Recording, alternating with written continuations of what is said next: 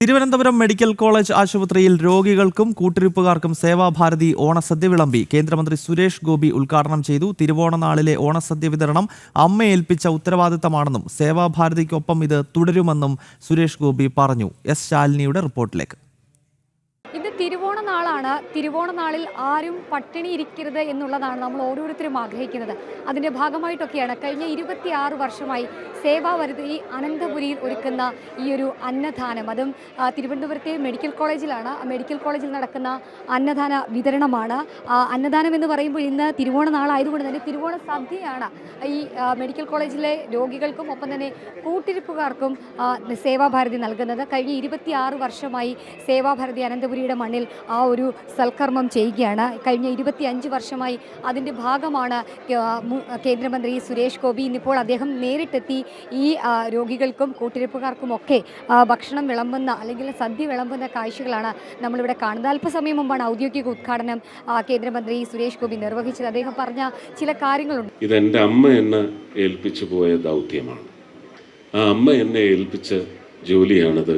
26 വർഷം മുമ്പ് നീ ഇവിടെ ഓണം വിളമ്പിയതിന് ശേഷം മാത്രമേ വീട്ടിൽ വന്ന് ഊണ് കഴിക്കാവൂ എന്ന് പറഞ്ഞ എനിക്കത് ചെയ്യാൻ സാധിക്കുന്നു. അറിയാം, കാണം വിറ്റും ഓണം ഉണ്ണണം എന്നൊക്കെയാണ് പഴമക്കാർ പറയുന്നത്. അന്വർത്ഥമാക്കുന്ന കാഴ്ചകളാണ്. അപ്പോഴും ആശുപത്രിയിൽ ചികിത്സയിൽ കഴിയുന്ന രോഗികൾക്ക് കൂട്ടിരിക്കേണ്ടി വരുന്ന ഒരുപാട് ആളുകൾ തിരുവനന്തപുരത്ത് മെഡിക്കൽ കോളേജിൽ അടക്കമുള്ള വിവിധ ആശുപത്രികളുണ്ട്. ആ ആശുപത്രികളിലൊക്കെ സേവാഭാരതി അവരുടെ സന്നദ്ധ സേവാ പ്രവർത്തനത്തിൻ്റെ ഭാഗമായി ഇത്തരത്തിലുള്ള അന്നദാന വിതരണം നടത്തുകയാണ്. കഴിഞ്ഞ കുറേ വർഷങ്ങളായി അത് തുടർന്നു വരികയാണ്. ഇന്നും ഇപ്പോൾ അത് മുടക്കമില്ലാതെ ഈ 2025-ലും അത് തുടരുന്നുണ്ട് എന്നുള്ളതാണ് ഏറ്റവും പ്രധാനപ്പെട്ട കാര്യം. ഏകദേശം 1000-ഓളം വരുന്ന ആളുകൾക്ക്, കൂട്ടിരിപ്പുകാർക്കും രോഗികൾക്കും ഇവിടെ എത്തുന്ന ഓരോ ആളുകൾക്കും വിഭവസമൃദ്ധമായ സദ്യ അങ്ങനെ സേവാഭാരതി നൽകുകയാണ്. പരിപ്പും പപ്പടവും സാമ്പാറും കിച്ചിടിയും പച്ചടിയും ഒക്കെയായി ഒരു വിപുലമായ ഓണസദ്യ അങ്ങനെ സുരേഷ് ഗോപിയുടെ കൈകൊണ്ട് തന്നെ ഇവിടെ എത്തിയിരിക്കുന്ന ഓരോരുത്തർക്കും ലഭ്യമാകുന്നുണ്ട്. പഴവും പായസവും ഒക്കെ കൂട്ടി കഴിച്ചതിന് ശേഷമായിരിക്കും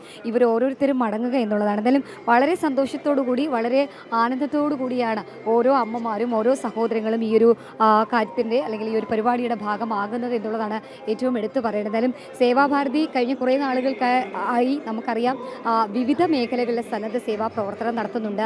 വീടില്ലാത്തവർക്ക് വീട് വെച്ച് നൽകുന്നുണ്ട്, ഭക്ഷണമില്ലാത്തവർക്ക് ഭക്ഷണം എത്തിച്ച് നൽകുന്നുണ്ട്, ഭക്ഷണ പൊതികൾ എത്തിച്ച് നൽകുന്നുണ്ട്. അങ്ങനെ തുടരുന്നതിൻ്റെ പരിപാടിയുടെ തുടർച്ചയെന്നോണമാണ് കഴിഞ്ഞ 26 വർഷത്തിലധികമായി അനന്തപുരിയിൽ ഇത്തരത്തിലൊരു പ്രവർത്തനം നടത്തുന്നത്. അതും ഈ തിരുവോണ നാളിലാണ്. ഇന്നും അത് തുടരുകയാണ്. അതിൻ്റെ മുഖ്യ കാർമ്മികത്വത്തിനായി അല്ലെങ്കിൽ അതിൻ്റെ മുഖ്യ കാര്യമായി സുരേഷ് ഗോപി കേന്ദ്രമന്ത്രി എത്തി. അദ്ദേഹം ഇപ്പോൾ ഭക്ഷണം വിതരണം ചെയ്യുകയാണ്. എന്തായാലും തുടർച്ചയായി ഏകദേശം 250-ഓളം പേർ ഒരുമിച്ച് ഒറ്റ വേദിയിൽ അല്ലെങ്കിൽ ഒരുമിച്ചിരുന്ന് സദ്യ കഴിച്ച് മടങ്ങും. അങ്ങനെ ഏകദേശം 1000-ഓളം പേർക്കാണ് ഈ ഒരു സദ്യ ഇപ്പോൾ ഇവിടെ ഒരുക്കിയിട്ടുള്ളത്.